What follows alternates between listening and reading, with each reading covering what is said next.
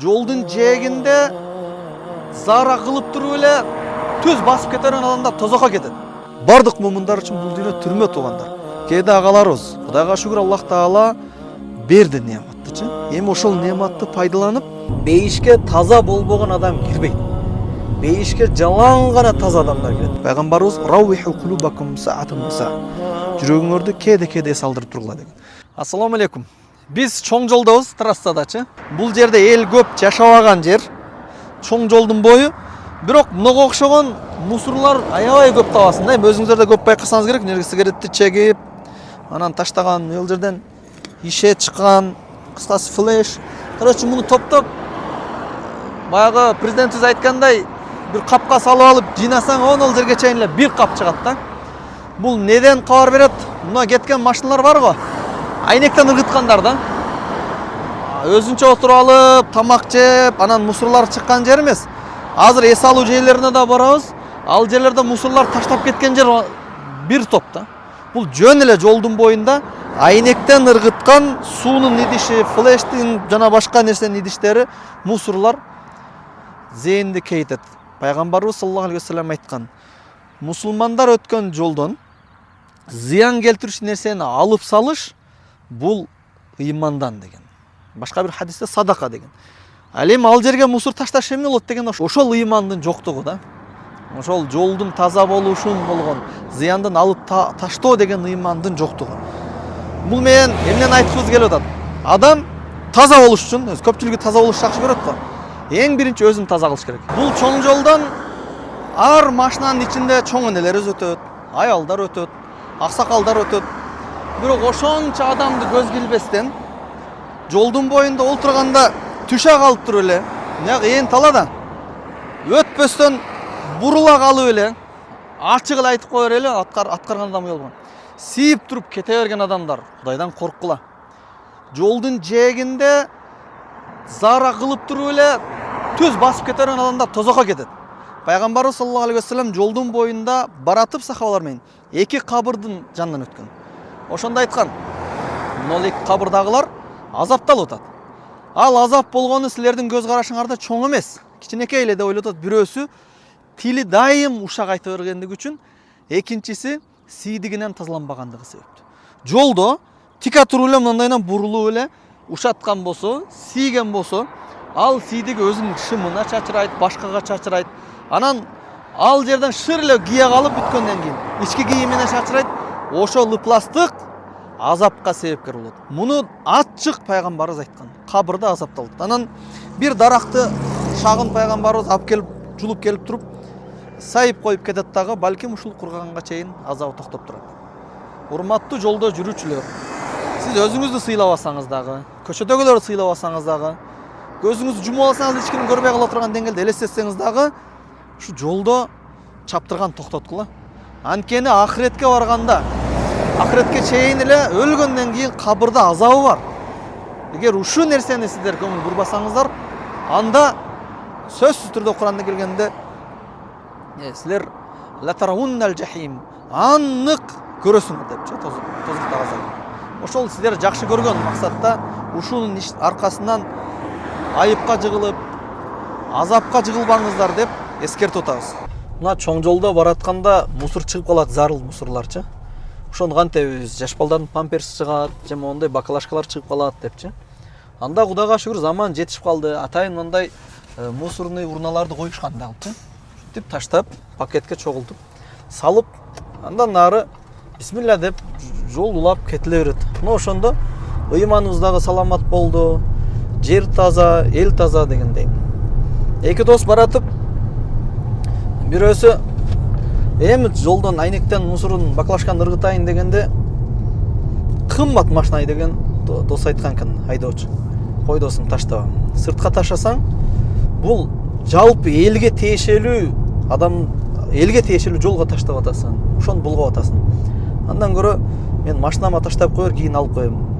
Машинаң булганып калат го дегенде, зато менин машинам булганат, мен капа болом, кийин тазалап коем деп. Ошого тазалыкты эң биринчи өзүгө алып келиш керек. Адам бейишке таза болбогон адам кирбейт. Бейишке жалаң гана таза адамдар кирет. Тазалык кандай? мындай мусорларды ушундай жерге топтоп жолго таштабастан болушунча, эми калат баары башка бирөөлөр кылышы мүмкүн, бирок сиз таза болуң.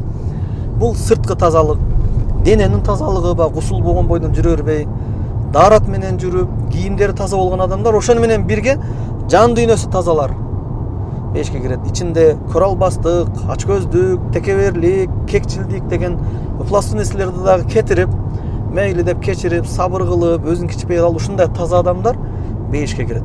А бирок ичиндеги ыпластыгы барлар бешке кирбейт. Пайгамбар да айткан: "Ла ядхулул жанна ман кана фи қалбихи мисқал зарратин мин кибр" деген. Жүрөгүндө кыпындай дагы текеберги бар адам бешке кирбейт деген. Ошого жүрөктөгү ушундай ыпластыкты, жүрөктүн оорусун, жүрөктөгү мусорлардын бардыгын өрттөп, күйгүзүп жок кылышыбыз керек. Бул сиздер көрүп турган Швейцария эмес. Бул өзүбүздүн Кыргызстаныбыздагы жайлоо. Карасаңыздар, шарттарды ушунчалык кылып жайлаган. Ар бир коттедждин ичинде туалет, душу, жылуулугу, тамак пышырган бардыгы жайлаган. Биздин табиятыбызга өзү бүтүн дүйнө суктанат. Ошого жараша шартты да түзгөнбүз. Бирок Швейцарияга жетебиз деп атып, өзүбүздүн мусулманчылыгыбызды унутпайлы. Швейцариянын айырмасы бул жерде мусулмандар эс алат. Пайгамбарыбыз "Рауиху кулубакум саатан ва саа". Жүрөгүңөрдү кээде эс алдырып тургула деген.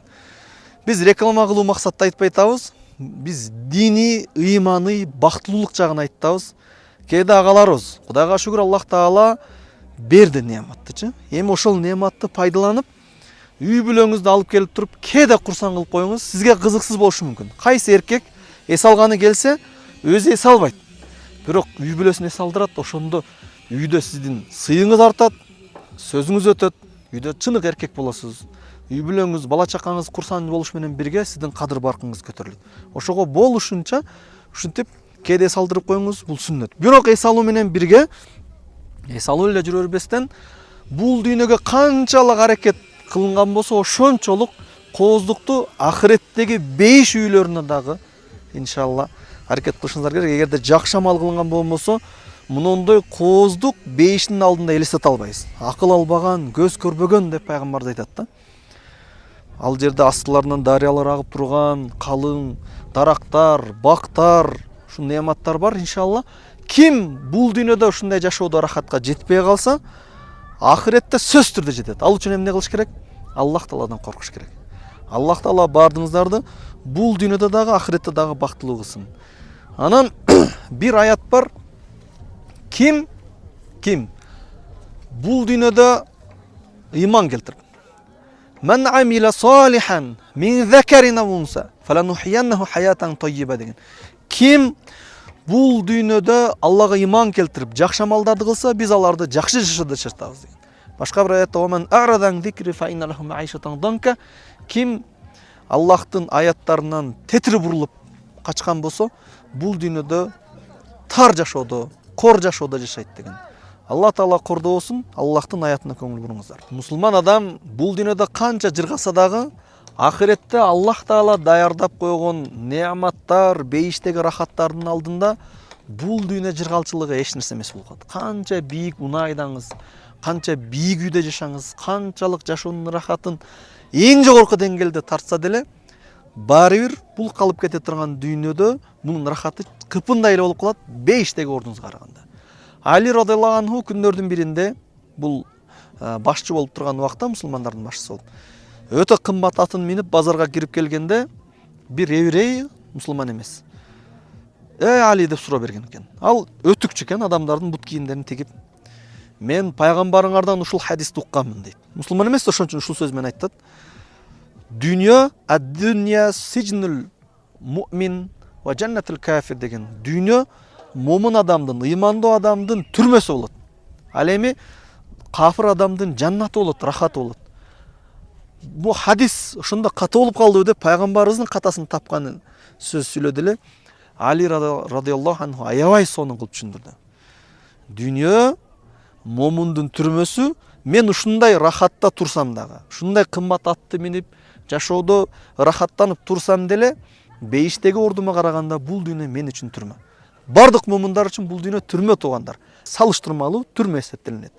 Ал өтүкчүнүн дүйнөдө кор болуп, адамдардын кызматчы болуп, эч жакшылык көрбөсө деле, ошол турушу өлгөндөн кийинки азабына салыштырмалуу эң эле жаннат эсептелинип калат. Ошондуктан мусулман эместер бул дүйнөдө жашаган эле жаннат көрүнүшү мүмкүн, бирок ахирети тозок эсептелет. Ошон үчүн алар тарапка өтпөстөн, шайтан тарапка өтпөстөн, бери тарапка өтүп, пайгамбарыбыздын жолун өтүп, туура ыйман, тактык жолго өтүңүздөр.